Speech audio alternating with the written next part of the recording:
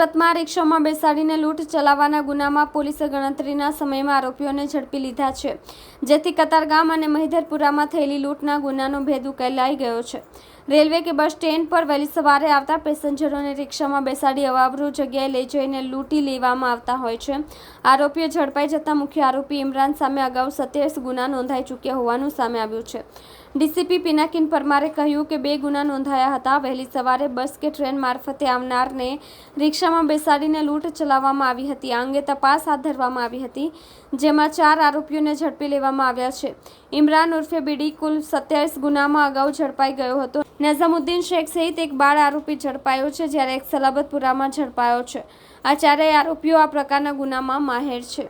આરોપીઓ લોકોને પેસેન્જરને બેસાડતા, જેમાં ગેંગના માણસો પણ બેસતા હતા। બાદમાં વાવરૂ જગ્યાએ લઈ જઈને લૂંટ ચલાવતા હતા।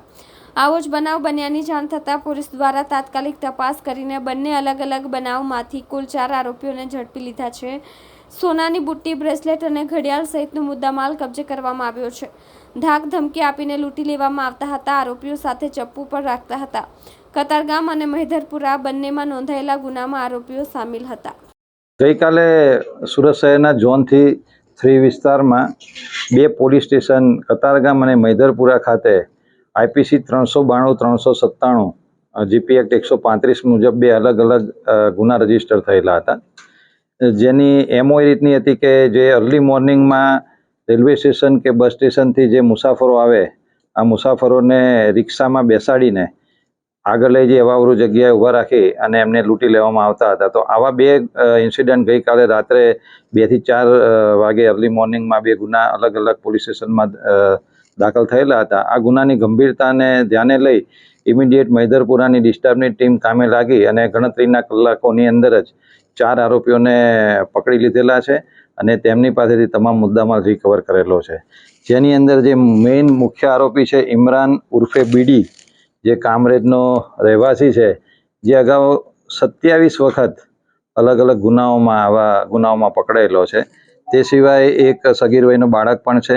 એ સિવાય ઉધના ભાટેના વિસ્તારનો રહેવાસી અસલમ બોબડો અને બીજો એક નઝામુદ્દીન શેખ, આમ કુલ 4 ઈસમોને અટક કરેલા છે। એમાં જાણવા મળેલ છે તેમ બીજો એક અન્ય ઈસમ છે જે આરોપી, એ હાલમાં સલાબતપુરાની અંદર એરેસ્ટ કરેલો છે, જે અન્ય કોઈ લૂંટના ગુનાની અંદર પણ એ આરોપી છે। આમાં 4 જે ગુનેગાર છે એ આ પ્રકારની કામગીરી કરવામાં માહેર છે અને મહિધરપુરાની પોલીસે ગણતરીના કલાકોમાં જ આરોપીને મુદ્દામાલ સાથે જબ્બે કરેલા છે અને આગળની કાર્યવાહી હાથ ધરેલ છે। તે લોકોને રિમાન્ડ માંગવામાં આવશે અને એ લોકોનો ગુનાહિત ઇતિહાસ તેમજ અન્ય કોઈ પોલીસ સ્ટેશન વિસ્તારમાં આવા જો કોઈ ગુના બનેલા હશે તો એની તપાસ કરવામાં આવશે। આ લોકો પેસેન્જરને બેસાડતા ઓલરેડી એમની ગેંગના જ માણસો રિક્ષામાં જોડે બેસી રહેતા હતા અને રિક્ષા આગળ લઈ જઈ અવાવરૂ જગ્યાએ ઊભા રાખીને ચપ્પુ બતાવીને એમની પાસે જે કંઈ મુદ્દામાલ હોય એ લોકો લઈ લેતા હતા। તો ગઈકાલે જે 2 બનાવ બન્યા છે એમાં જે મહિધરપુરામાં દાખલ થયેલો છે એમાં સોનાની બુટ્ટી, એનું બ્રેસલેટ, એની ઘડિયાળ, રોકડ એમ કરીને 1,48,000નો મુદ્દામાલ એ લોકોએ લઈ લીધેલો હતો અને કતારગામની અંદર એક મોબાઈલ અને 4,000 રૂપિયા, એમ 9,000 રૂપિયાનો ગુનો ત્યાં દાખલ થયેલો છે। એટલે આ લોકો એકલ દોકલ પેસેન્જરને રિક્ષામાં બેસાડી અવાવરૂ જગ્યાએ ઊભા રાખી અને ધાક ધમકી આપી, ચપ્પુ બતાવી અને પછી લૂંટી લેતા હતા। આ એ લોકોની એમઓ હતી। સાહેબ, આ કઈ જે મહિધરપુરા વિસ્તારમાં જે લૂંટ કરવામાં આવી છે તેને ચપ્પાના ઘા પણ મારવામાં આવ્યા છે? ચપ્પાનો ઘા નહીં, એટલે જ્યારે એને ગળે ચપ્પુ મૂકીને માગવામાં આવ્યો અને પ્રતિકાર કરતા એના પગ ઉપર એને ઘસરકો મારેલો છે।